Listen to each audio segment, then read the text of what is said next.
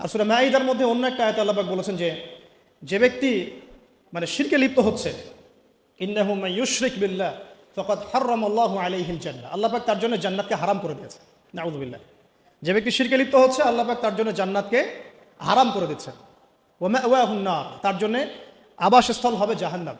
ওয়া মা লিয-যালিমিনা মিন আনসার, জালেমদের জন্য কোনো সাহায্যকারী নাই। এখানে শিরকারী ব্যক্তিকে আল্লাহ পাক জালেম বললেন, কারণ ইন্না শিরকা লাযুলমুন আযীম, এই জন্য।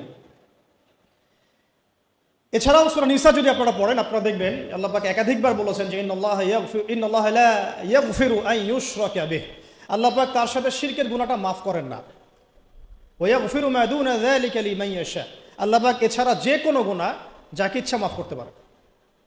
যত বড় গুনাহ আমরা করি না কেন আল্লাহ পাক মাফ করতে পারেন ইনশাআল্লাহ। কিন্তু শিরকের গুনাহ নিয়ে কেউ যদি কবরে চলে যায়, নাউযু বিল্লাহি মিন যালিক, তাহলে এটা ক্ষমা হবে না, এটাই স্পষ্ট। তাহলে এটা নিয়ে আমাদের কনসিয়াস থাকা উচিত ছিল, কিন্তু আনফর্চুনেটলি আমাদের 15 বছরের শিক্ষা সিলেবাসে শিরক নামে কোনো কিতাব নাই। পড়েছেন কি কখনো? পরীক্ষা দিয়েছেন? Assignment private? সুবহানাল্লাহ। মুসলিম কান্ট্রির শিক্ষা ব্যবস্থা